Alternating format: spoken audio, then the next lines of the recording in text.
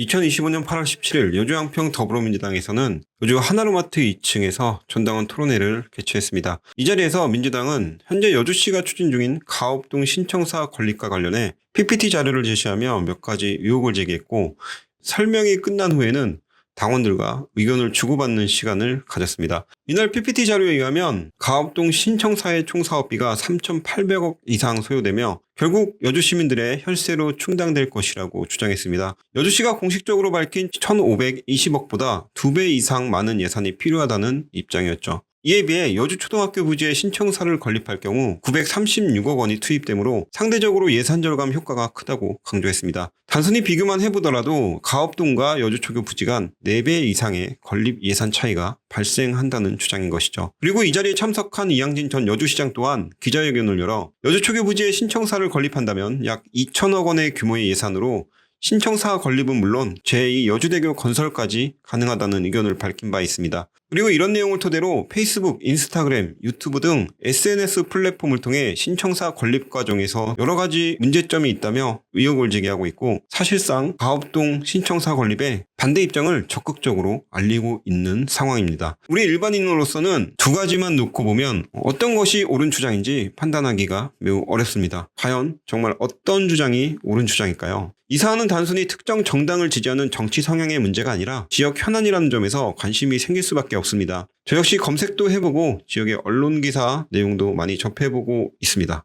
그러던 중 지역 언론사 중에 하나인 여주저널에서는 이와 같은 제목의 기사가 보도되었죠. 기사 내용에서는 민선 7기였던 이양진 전 여주시장이 재임 당시 여주초교 부지에 신청사를 건립할 경우 1,200억 원이 소요될 것이라는 비공개 보고서가 존재한다는 것이었습니다. 또한 해당 문서에는 이양진 전 시장이 직접 서명한 사실이 있다고 밝혀 이 내용이 사실이라면 현재 주장하는 936억의 예산과는 큰 차이가 있는 것으로 볼 수 있습니다. 또한 현재 가업동 신청사 비용과 비슷한 수준의 예산이 소요될 것이라고 2020년 당시에 계획하고 있었다는 것이었죠. 또한 2026년 완공을 목표로 청사 규모와 이해동 그리고 부지 면적 등이 계획되었고, 주차장과 주민 편의시설, 재난상황실은 포함되지 않았다고 밝혔습니다. 그리고 이 기사가 보도되고 나서 기사의 일부 댓글 중에는 북한발 기사와 차이가 뭐냐며 조작, 날조성 기사 같다는 조롱 섞인 댓글도 달렸습니다. 또한 페이스북에서 비공개 자료를 보도했다며 해당 기사는 투명성과 신뢰성에 의문을 제기하였고, 시민들에게 오해를 유발할 가능성이 크다는 비판과 함께 공개 가능한 자료에 기반하여 보도를 해달라는 댓글이 올라오기도 했습니다. 어쨌든 이 기사 내용대로라면 주차장이나 다른 기타 시설을 포함할 경우 1,200억보다 훨씬 많은 건립 비용이 추가되는 것은 불가피합니다. 주차장 공사를 포함해서 다른 비용까지 추산한다면 1,500억 이상의 건립 예산이 소요된다는 것을 의미하죠. 그래서 해당 보고서나 문서의 존재 여부는 매우 중요한 쟁점이 될 수밖에 없습니다. 특히 이양진 전 시장이 직접 서명을 했다는 것은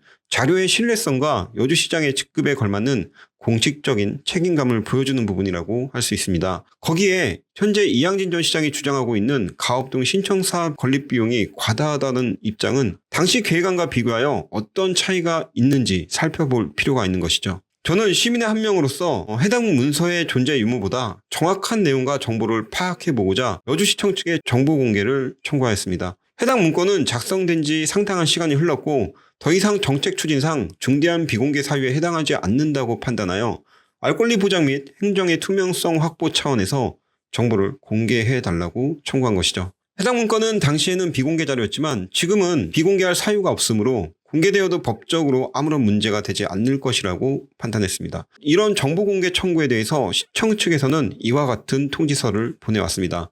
공공기관의 정보 공개에 관한 법률에 의해서 공개한다는 내용이었죠. 이 말인즉 해당 문서는 공개되어도 법적으로 아무런 문제가 될 것이 없습니다. 그래서 합법적인 절차를 거쳐 당시에는 비공개 문서였던 그 자료를 받아보게 되었습니다. 바로 이 문서였죠. 2020년 2월에 작성된 신청사 건립 추진 계획안입니다. 이 문서에는 실제로 이양진 전 시장의 서명이 기록되어 있었고, 그 하단에는 사업비 1,200억 원, 그리고 사업량이라는 항목에서 시청사와 유해청사, 부대시설에 관한 면적이 기록되어 있었습니다. 주차장이나 주민 편의시설 등 이런 항목은 예외되어 있었죠. 그렇다면 지금 이양진 전 시장이 주장하는 여주초교 부지에 936억 원이 소요된다는 주장은 어떻게 해석해야 될지 논란의 여지가 있습니다. 현재는 936억으로 시청사를 건립할 수 있다는 주장. 예산에서 이런 차이가 왜 발생이 됐는지, 그리고 가업동 신청사 건립 예산과 비교가 적절한지에 대한 검토가 더 필요해 보입니다. 사실 저는 유튜브 영상을 이슈와 관련된 내용으로 간단하게 언급하려고 했지만 막상 이 신청사 이슈와 관련해서 자료를 모으다 보니 민주당 쪽에서 주장하는 신청사 건립에 대한 많은 의혹과 의문이 생기기 시작했습니다. 이는 정치적 논점이 아닌 지역 현안을 둘러싼 문제입니다.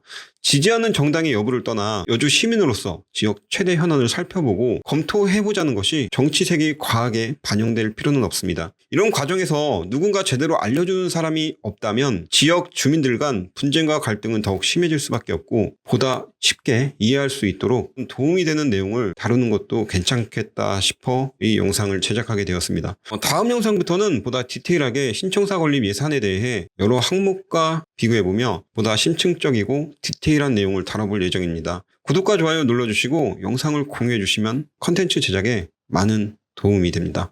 그럼 다음 영상에서 뵙겠습니다.